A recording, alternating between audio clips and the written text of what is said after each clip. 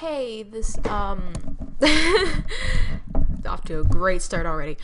For those who have been wondering if I'm going to continue doing like the little slides along with me reading stories, I will eventually start doing the slides again, but that's when I read actual stories, like their backstories, and I'm not really in the mood to draw all that because that takes forever and 10 years to do.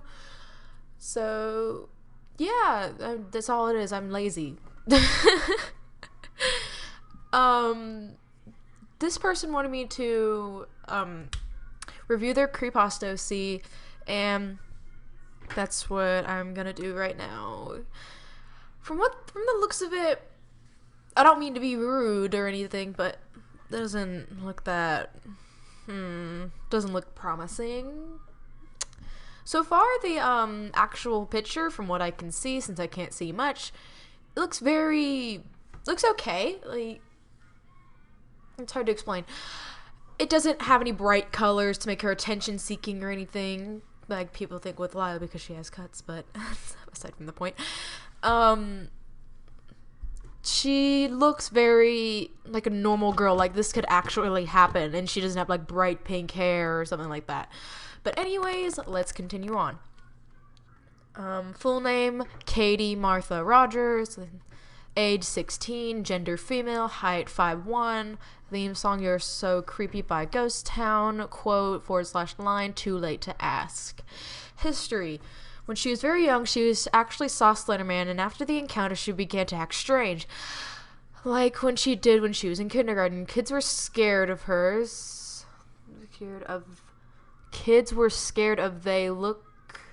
the way she looked. Okay.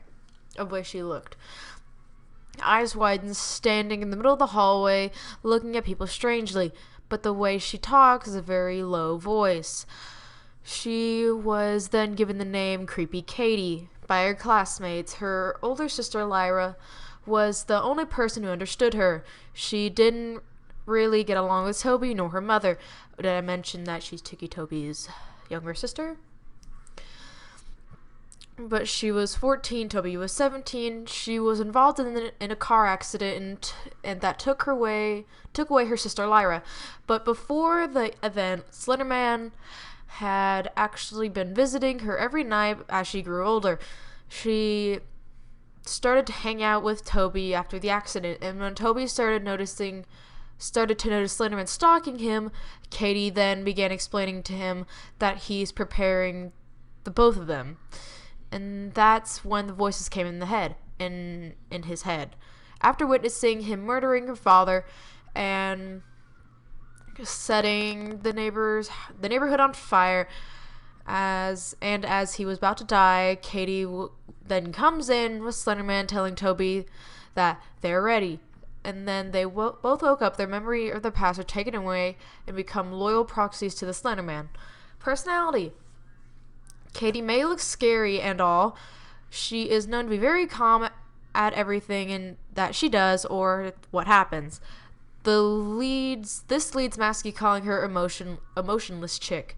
But just like her brother, she will also begin to lose control of her emotions sometimes, and when somebody pisses her off, but despite she can be very friendly towards people she cares, Tiki Toby, and no, Slenderman, Hoodie, and Masky. But just don't try to get her angry. That's when things start to get out of hand. She is also said to like Masky, saying that one day she wants to know what he looks like behind that mask he wears. Weapons. Crap, my cat scared me. Gosh. Katie uses a it's a Japanese word, probably. Knife. I know in the picture she isn't. I was just lazy. She actually had fun over knives that mostly the one she holds. Okay. The reason why is that she would watch horror / movies. She likes the way the murderers look. The murderers always kill their victims, such as Michael Myers. Relationship. Crush / love interest. Masky. Allies. Tiki Toby. Clockwork. Hoodie. Ben Drown. Eilish Jack. Psycho Amy. Her other OC. Slenderman. Rivals. Jeff the Killer. Smile Dog. Splenderman. Enemies. Zalgo. And this is just all the credits. Okay. Let's get into the actual review portion of it. Her name is fine. Katie Martha Rogers. That's fine. Age 16, it's really overused, but nothing I can do about it. If you want to keep it that way, keep it that way. I'm just saying it's really overused, the age 16. Gender, female, nothing wrong there. Height, 5'1". Little on the short side. Not going to complain, it's a little on the short side. Theme song, whatever, you can do what you want. Quote, too late to ask. I want to know why that's her quote. Why does she say too late to ask? For the history, I think I need more backstory about that. Why does she just stand in the hallways and look around like a creepy psychopath? I don't really see an explanation for that other than she wants to look creepy or something. Her older sister Lyra died in a car accident. That's fine. Like, a lot of people die in creepypasta stories because that's a normal thing to do. That makes them quote-unquote creepy, even though she didn't kill her. But the fact that her sister is the only one that understood her is kind of edgy and emo. I'm not gonna lie. The fact that she's Tiki Toby's younger sister is kind of pushing it, honestly. Did you get permission from the creator of Tiki Toby? I think it's Castaway is his name. Did you get the permission from him to be able to do this? If you did, all is fine. I still don't agree with her being the younger sister of Tiki Toby, but it's fine if he gave you permission to. If you did not ask and he did not give you permission to, I think you should ask, because people can get really pissed off about that. Like, imagine if someone just randomly popped up with your character and said, hey, this is my character's sister. I don't know about you, but that would make me mad, because I want credit, and I'm sorry about my dog, he's a butthole. But, yeah. Personality, she looks scary, she looks calm. Calm is fine. There's a lot of calm creepypastas that I know that are actually very good creepypastas. I just don't... Like, they called her Creepy Katie in the other one, but then she's calm and it's like the very contradicting thing. Chewy, shut your mouth. It's a very contradicting thing where she's calm, but then all of a sudden she's pissed. And she's like, I'm not saying she's indestructible because that's not said anywhere here, but says she's just very like angry when she's pissed. Like, it's hard to explain. Just make sure her personality all fits together, doesn't contradict itself. Like, if you're gonna make her calm, make her easygoing, make her she rarely gets angry. Or if you want to make her that she's not calm, she has a short temper, she is very she just doesn't have a very good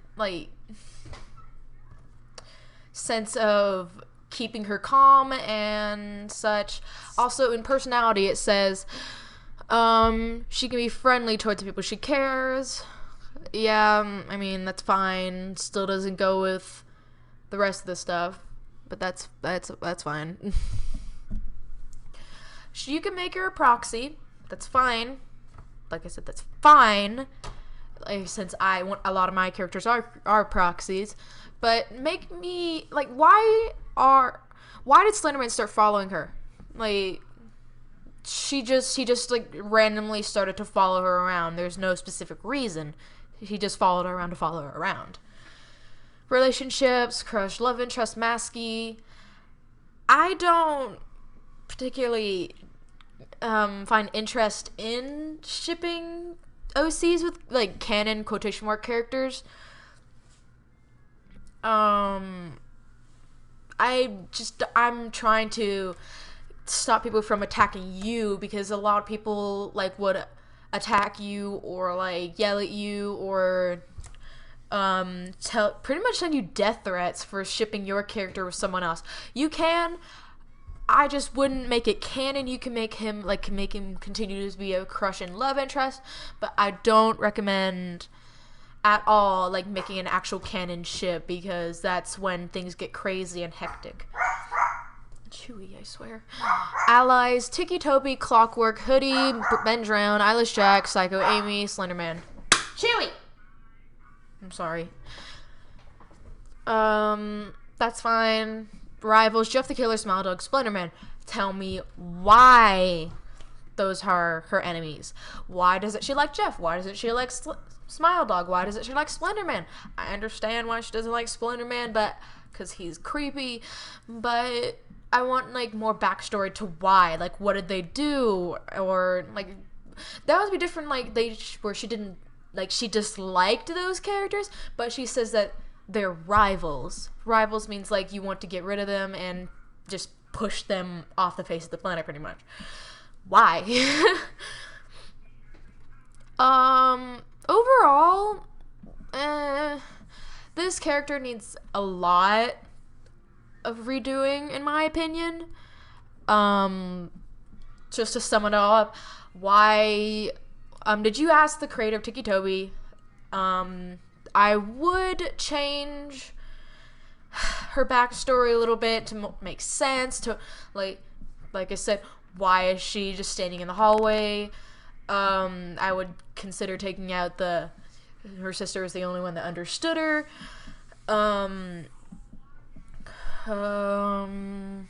Why did Slenderman start following her around? Why did she just randomly start getting voices in her head? It doesn't give me a lot of explanation for anything. I just want to understand why. And suddenly they just woke up and all their memories were erased. I am not the biggest on that. I understand Slenderman, but I don't understand the concept of him and why he erased their memories, but I'm not sure. For the knife, that's fine. It's overused, but the knife is fine. The grammar in this one could be a little better. I would love to see a full body reference sheet of her, since I don't think there are any. Apparently you don't exist anymore.